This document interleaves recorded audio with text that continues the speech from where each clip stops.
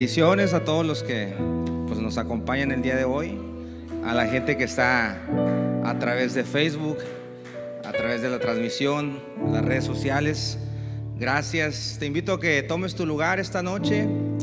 Voy a tratar de ser breve con lo que Dios quiere decir. Esas historias con un final feliz, como dijo el pastor, son las historias que todos los cristianos vivimos con Cristo. Dice la palabra que planes de bien tiene para nosotros el Señor. Jeremías 29:11, uno de los versículos preferidos, uno de mis versículos preferidos. Esas son las historias que Dios tiene para sus hijos. Una historia triste con un final feliz. ¿Cuántos de aquí han comprobado que Dios literalmente cambia nuestra tristeza en danza? ¿Cuántos lo han vivido alguna vez? Y yo quiero el día de hoy decirte, el día de hoy, muy a contexto de lo que estamos viviendo, el diablo quiere confundirte, mi hermano. No te confundas con todo lo que tus ojos están viendo. Acuérdate que nosotros somos peregrinos. Nosotros estamos de paso en esta tierra. Si tú eres cristiano y no ambicionas el cielo, déjame decirte que estás perdiendo tu tiempo. Porque nosotros los cristianos, los que creemos en Cristo, los que profesamos la fe de Dios, nosotros tenemos que entender que nuestro propósito va más allá de esta tierra. Tú tienes un propósito, Dios tiene un propósito para tu vida, pero ese propósito, mi hermano, es un propósito eterno. ¿Qué quiere decir? Que va más allá de la muerte, mi hermano. Es por eso que el día de hoy, en estos tiempos, tantos siervos de Dios se han ido a consecuencia de esta enfermedad. Déjame te digo algo, esta enfermedad, mi hermano, no tiene potestad ni tiene autoridad sobre la vida de los hijos de Dios. El que determina o quien determina cuándo termina la vida de un hijo de Dios es precisamente Él. Amén. Entonces, las personas que se han ido de esta tierra a causa de esta enfermedad es porque Dios ya lo había planeado. Y los planes de Dios para sus hijos van más allá, mi hermano, más allá de la muerte. Dios tiene un propósito para mi vida y sus planes para mi vida son planes eternos. ¿Cuántos creen que nosotros somos eternos? ¿Cuántos creen eso? Pero la cosa está aquí, mi hermano. Tú decides dónde vas a pasar esa eternidad. Eso no lo decide Dios. Y suena fuerte lo que te voy a decir. Tú eres eterno y pasarás la eternidad o en el cielo o en el infierno, mi hermano. Eso es una realidad. El infierno existe, el cielo también existe. Y nosotros como cristianos, como hijos de Dios, tendríamos que estar pensando, y nos tendría que dar gozo pensar que alguien parte a la presencia de Dios. Digo, cuando un ser querido parte, obviamente hay nostalgia, hay tristeza, son sentimientos normales, porque Dios nos hizo con sentimientos. Obviamente viene la melancolía, la tristeza de saber de que ya no lo vamos a volver a ver en esta tierra a ese ser querido, pero el gozo de entender que está definitivamente en un lugar mejor, mi hermano.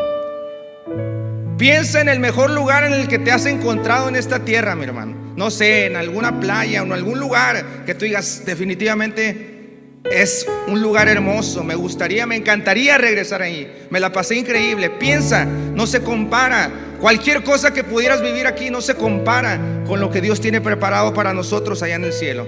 ¿Cuántos dicen amén a eso? ¿Cuántos pueden darle un aplauso al Señor por ello? Porque el Señor ha sido bueno. Yo sé que somos contados los que estamos aquí, pero yo sé que Dios tiene algo para tu vida el día de hoy, porque tú has decidido estar en el mejor lugar. Cuando Jesús llegó a casa de Marta y de María, yo sé que has escuchado esta historia. Eran amigas de Jesús y María se sentaba a los pies de Jesús a escuchar a escuchar lo que Jesús decía. Le interesaban los asuntos de Jesús y Marta estaba muy afanada en los quehaceres. Y Marta le reclama a Jesús, le dice: ¿no te importa? O como quien dice, ¿te vale que esté yo sola haciendo los quehaceres y que María me deje haciendo todo a mí? Y Jesús le dijo una gran verdad: María ha escogido la mejor parte y nadie se la va a quitar. Esta noche, a pesar del frío, a pesar de todo lo que se está viviendo, tú has decidido estar en el mejor lugar y has escogido la mejor parte y nadie te la va a quitar. Yo sé que Dios tiene algo para tu vida. Yo sé que de este lugar vas a salir motivado. Me gusta, me encanta la idea de entender de que la palabra de Dios trae fe a nuestra vida.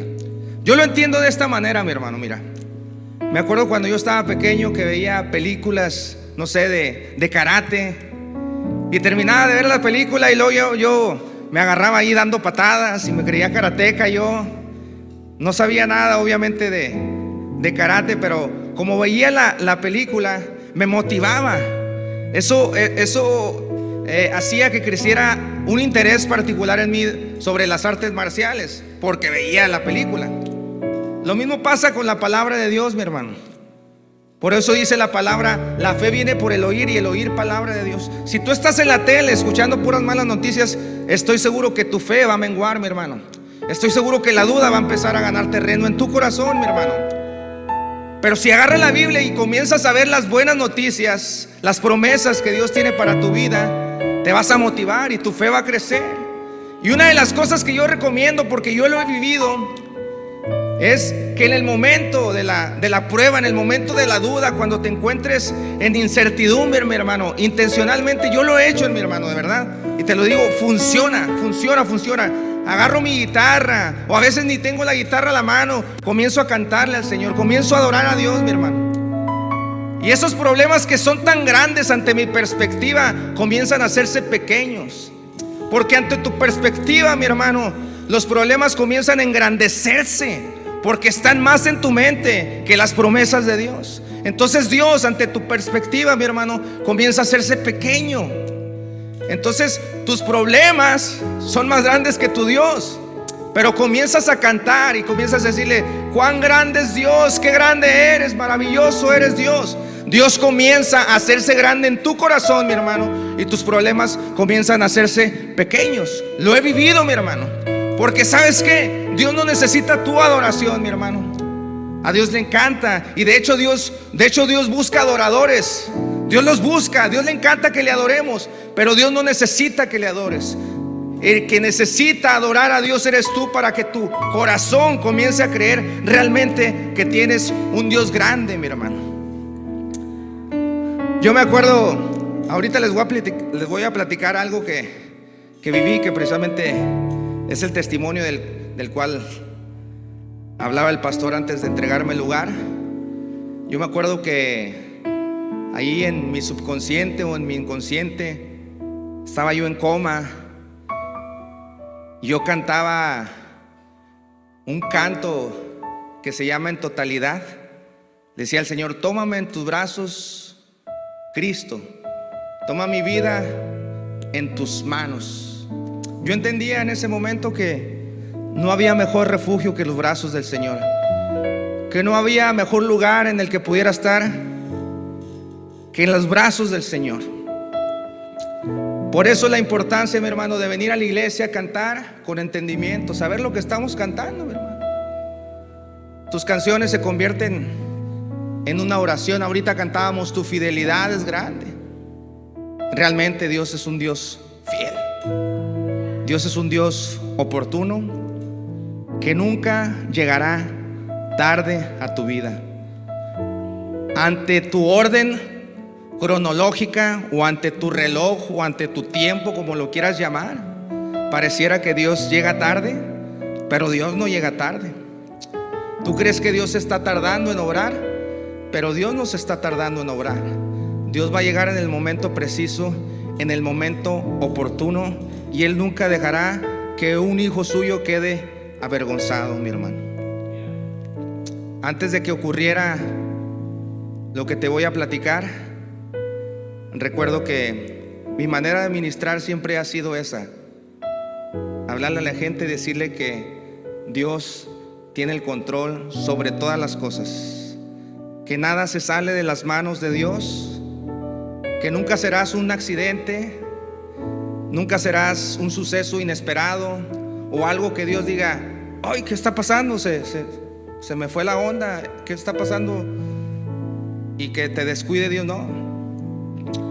La palabra habla que nunca serás tentado más allá de lo que puedas soportar, mi hermano. Y Dios tiene el control de tu vida y tienes que descansar en ello.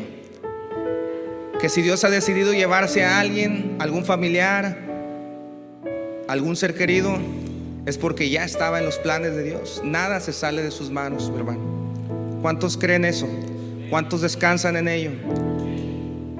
Yo soy hijo de pastor. Antes de que yo naciera, mi papá pastoreaba una iglesia en la ciudad de Matamoros, Tamaulipas. Y crecí literalmente en las bancas de la iglesia, desde chiquillo tocando la batería. Mi mamá me enseñó. Mi mamá era la baterista de un grupo de puras mujeres que se llamaba las Trompetas de Jesús.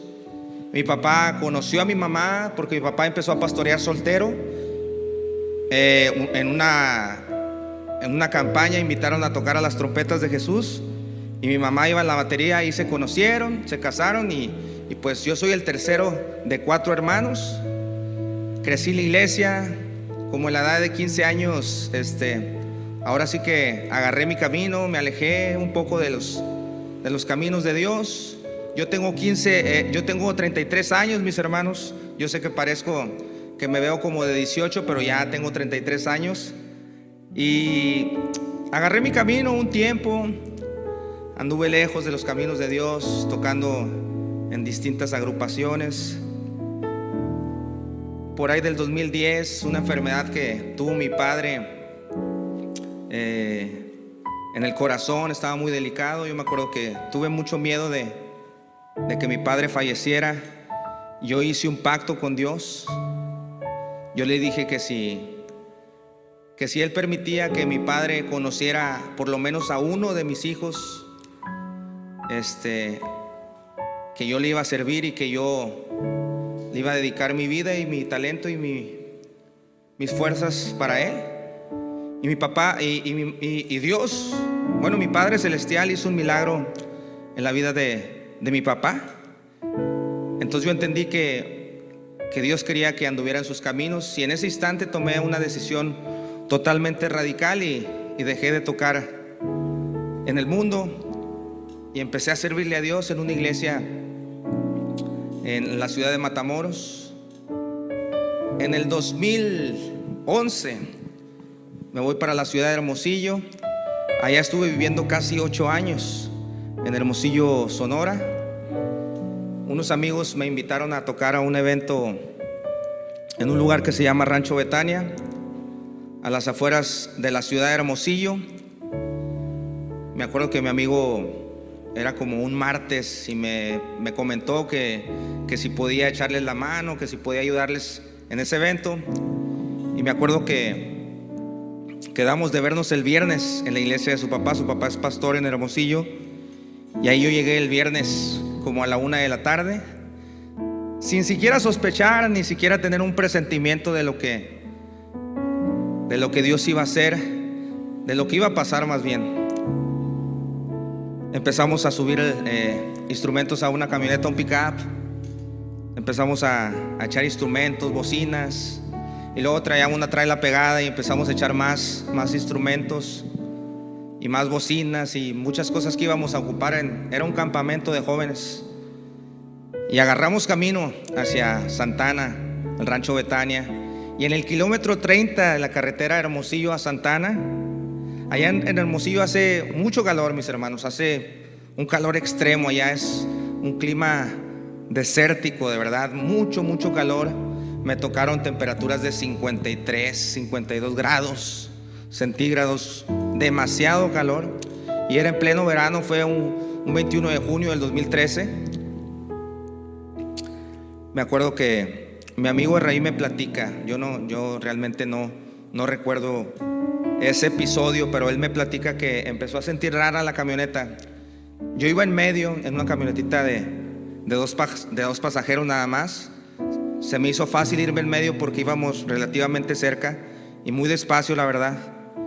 Entonces el calor hizo que una de las llantas de la camioneta se zafara por completo con todo y el eje, y mi amigo Erraí dice que empezó a sentir rara la camioneta y y vio por el retrovisor como la llanta iba hacia el otro lado de la carretera y empezó a perder el control. Mi amigo Erraí, nos estrellamos contra una montaña a la orilla de la carretera y comenzamos a dar vueltas y salí volando. Como en la segunda vuelta, mis hermanos, salí volando y caí en el asfalto. La verdad no sé, ese episodio se borró completamente de mi mente. No sé si puse yo las manos para amortiguar el golpe, no sé, no recuerdo, pero yo estaba tirado en un charco de sangre. Mi amigo, el que iba de copiloto, el que iba a mi derecha, pensó que había muerto, se fue al monte a llorar. Y mi amigo Erraí, que iba manejando, él me encontró en el charco de sangre y yo no podía respirar, mis hermanos. Yo me estaba ahogando, literalmente me estaba ahogando con mi sangre. Yo nada más en ese momento yo podía pensar: Señor, ayúdame, Señor, ayúdame. Era lo único que pensaba. Yo no me quiero morir, Señor, ayúdame, ayúdame. Era lo único que estaba en mi mente, mis hermanos. Señor, ayúdame, ayúdame. Entre más hacía el intento de respirar, más me faltaba el aire, porque mi nariz estaba completamente destrozada. Ahí van a poner algunas fotos. Mi cara, hagan de cuenta que estaba como cuando estrellas un huevo que no se rompe completamente, pero estaba completamente estrellada. Mis manos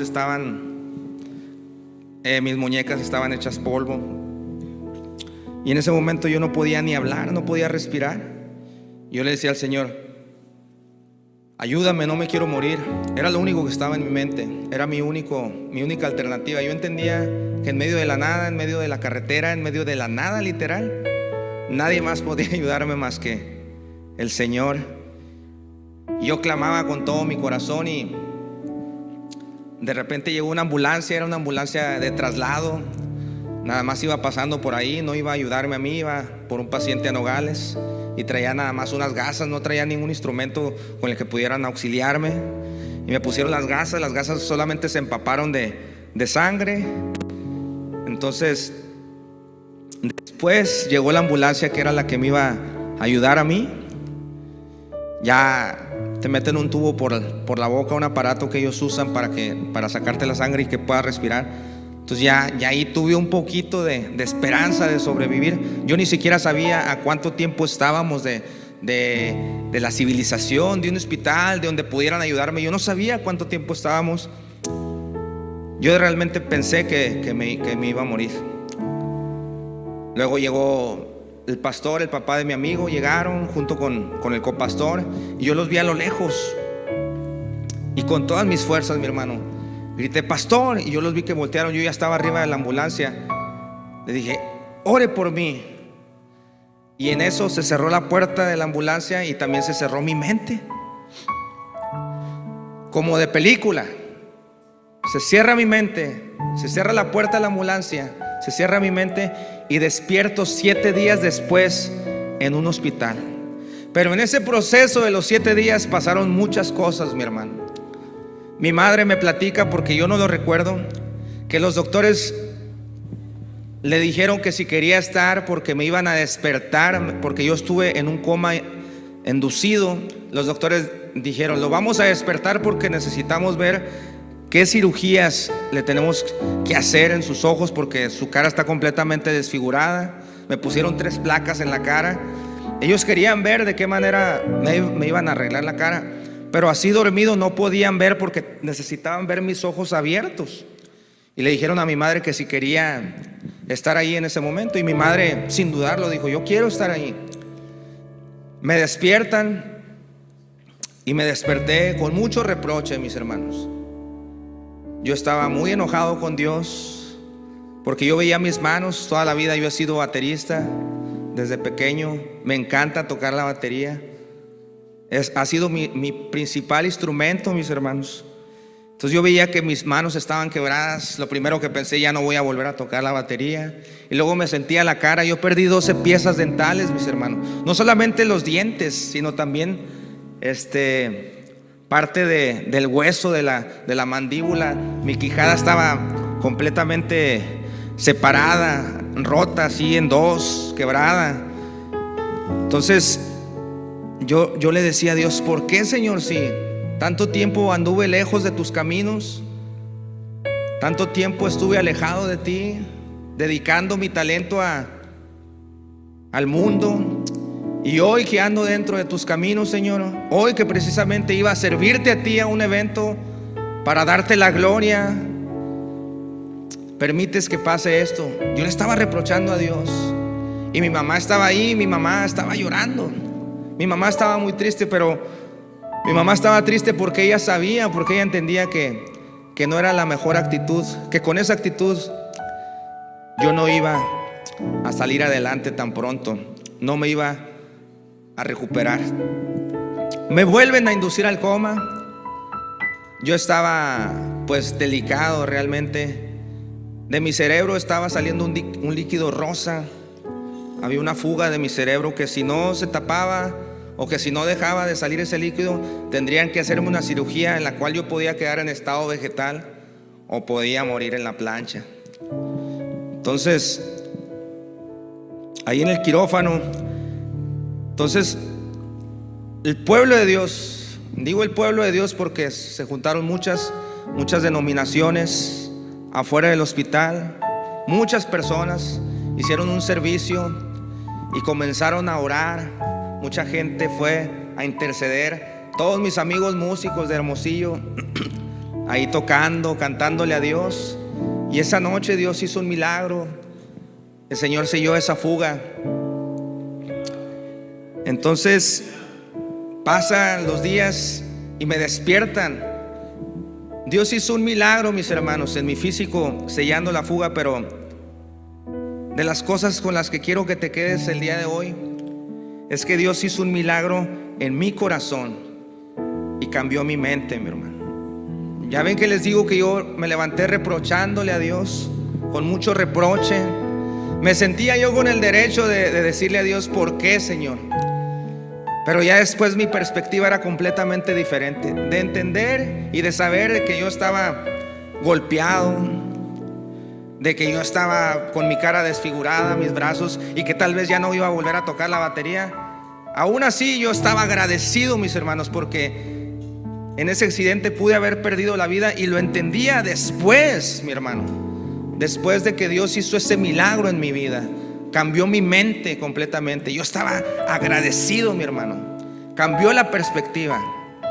Y yo quiero que tú entiendas que todas las cosas que tú vives, todo lo que tú estás viviendo, a pesar de todo eso, siempre va a haber motivos por lo cual estar agradecido, mi hermano.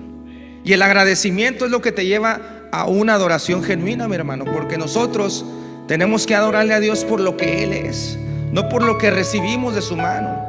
Le adoramos por su majestad y porque fuimos creados para adorarle. Pero Dios siempre te dará motivos para tener una adoración genuina, mi hermano. Y el agradecimiento es una de las cosas que te lleva a una adoración genuina. Decía el salmista: entrar por sus puertas con acción de gracias. Esa es la clave.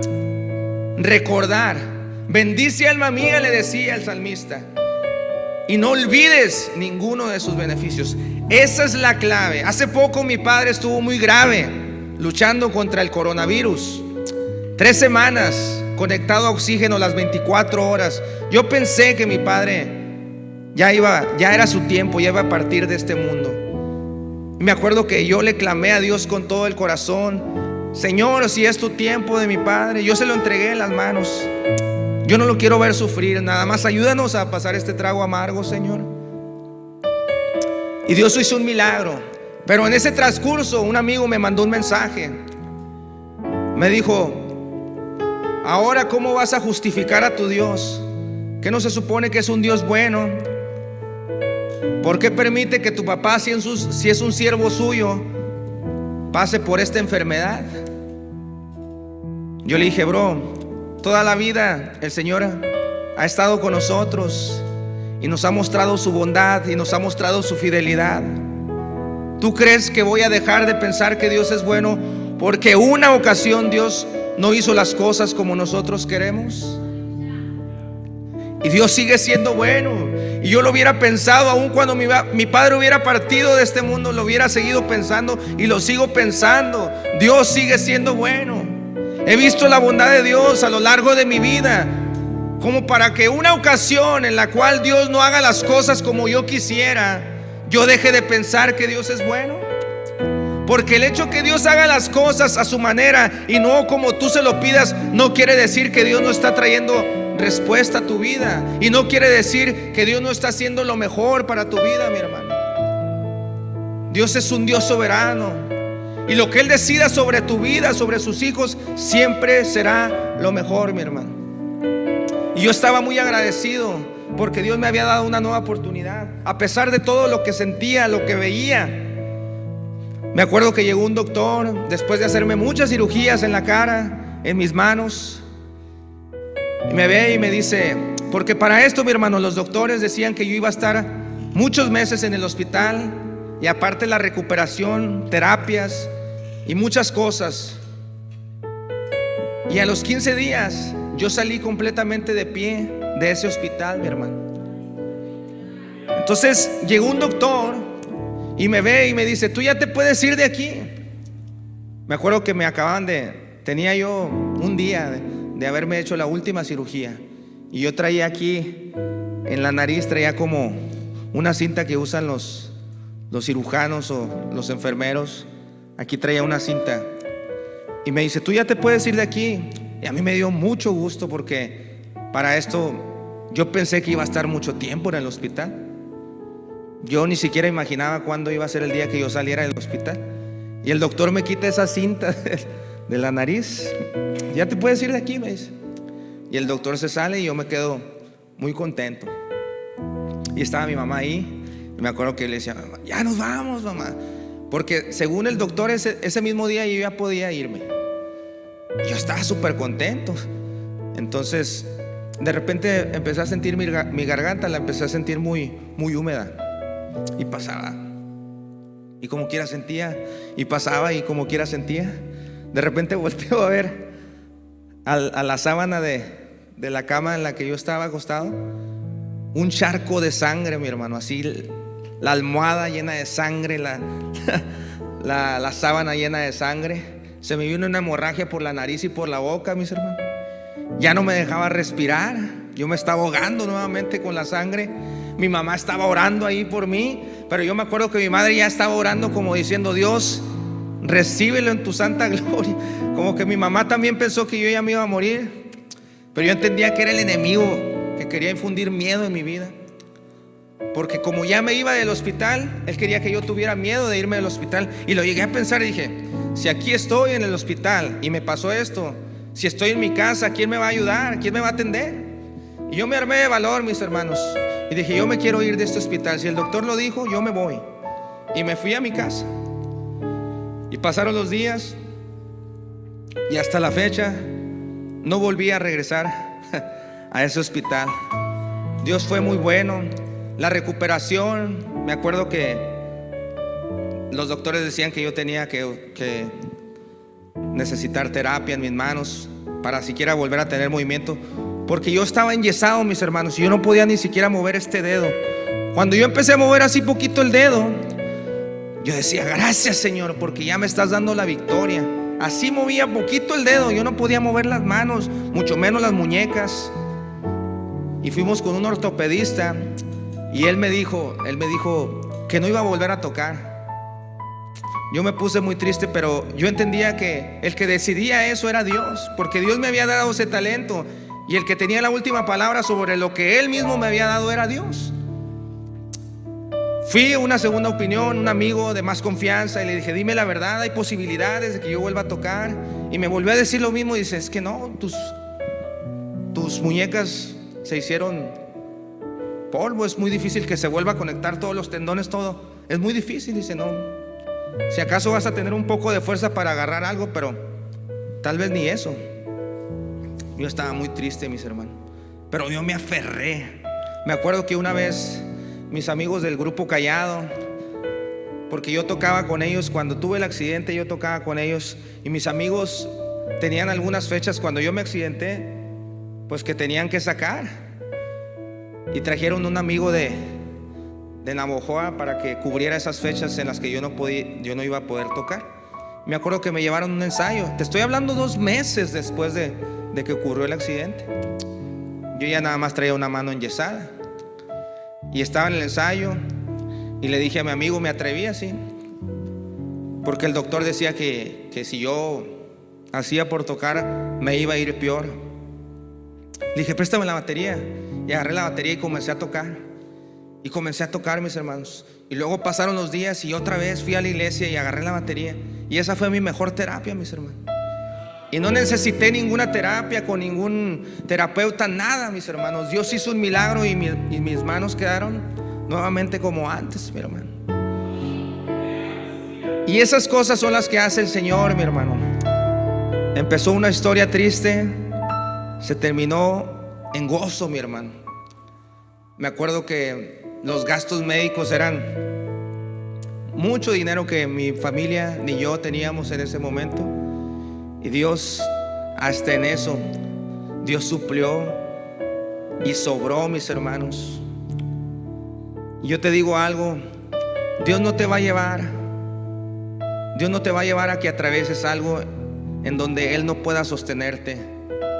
Dios no te va a dejar en el desierto, mi hermano.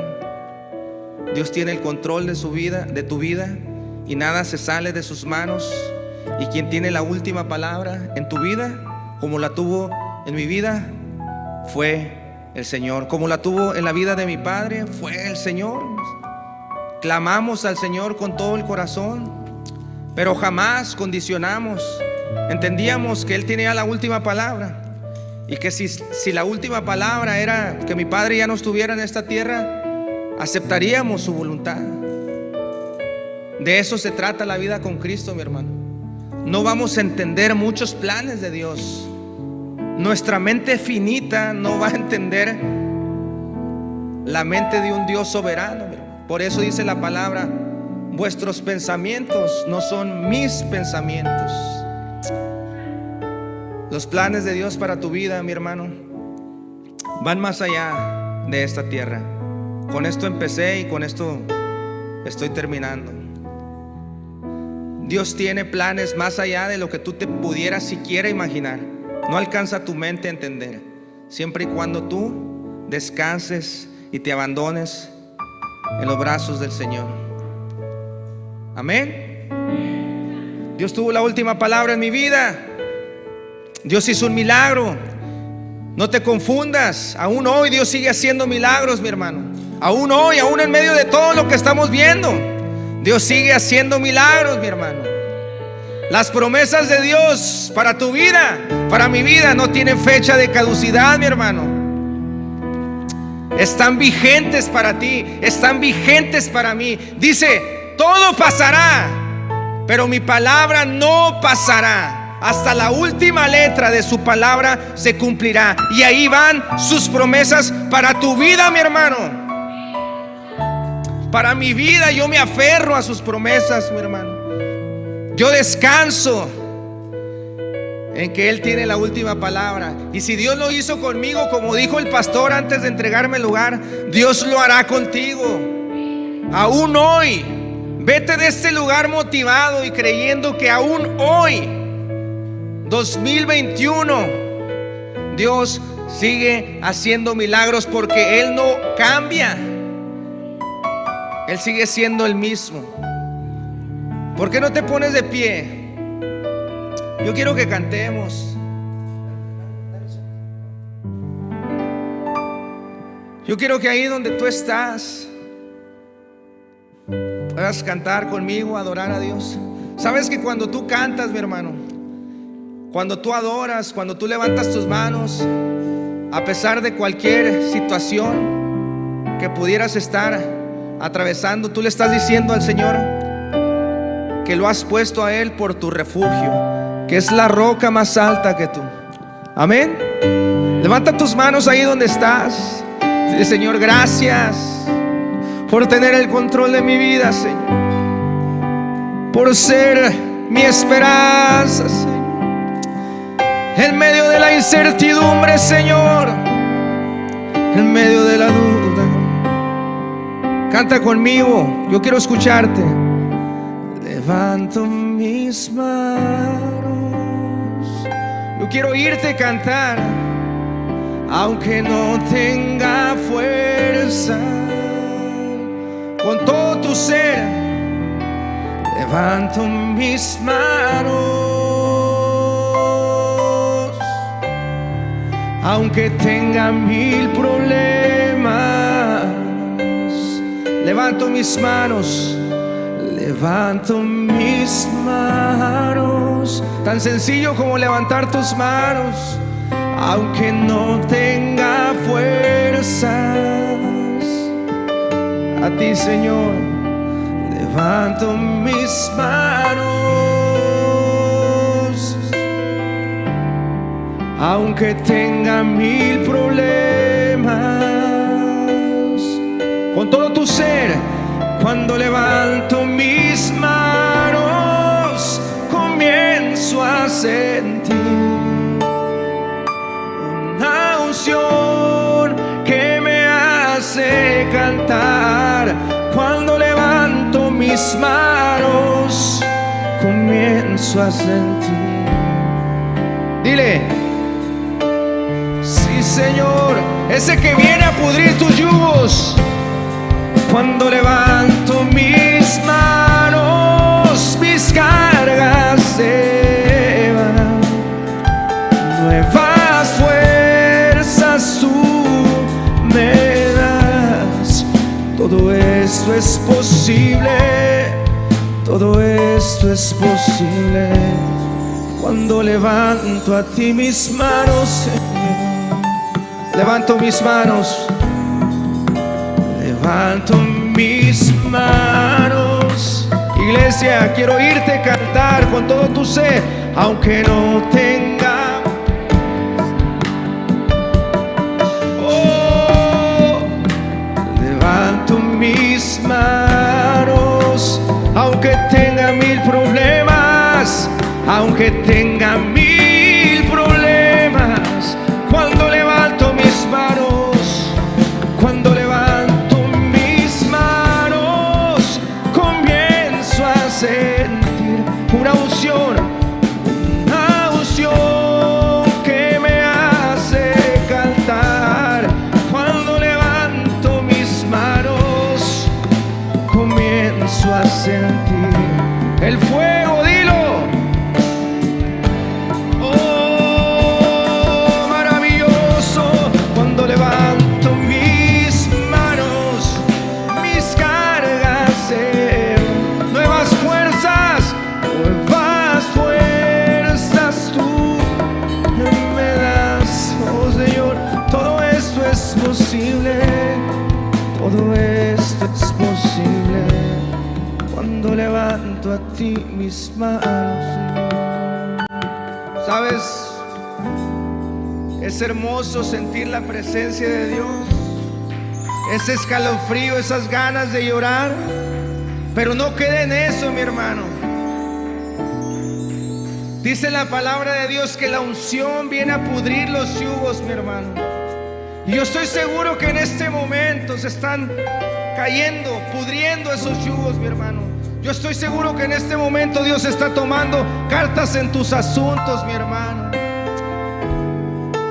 Dios quiere quebrantar tu vida y Dios quiere pudrir tus yugos. De eso se trata, sentir la presencia de Dios. No es nada más sentir bonito, qué maravilloso, por supuesto, pero no para en eso, mi hermano. Si ahorita estás sintiendo la presencia de Dios, Dios está haciendo algo en tu vida, mi hermano. Dios está tomando cartas en tus asuntos. Cuando levanto mis manos, fuerte dile: cuando levanto mis manos, comienzo a sentir una unción que me hace cantar. Cuando levanto mis manos, comienzo a sentir. Fuerte dilo: el fuego. Cuando levanto mis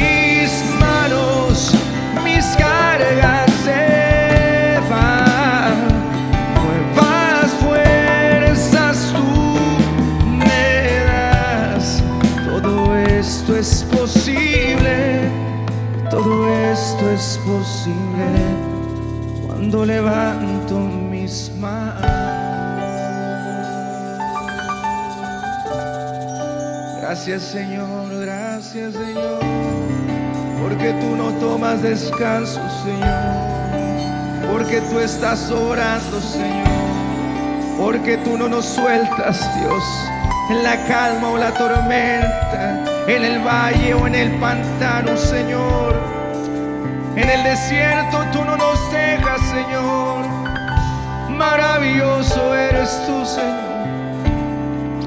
El mejor aplauso que tengas, déselo al Señor por su fidelidad.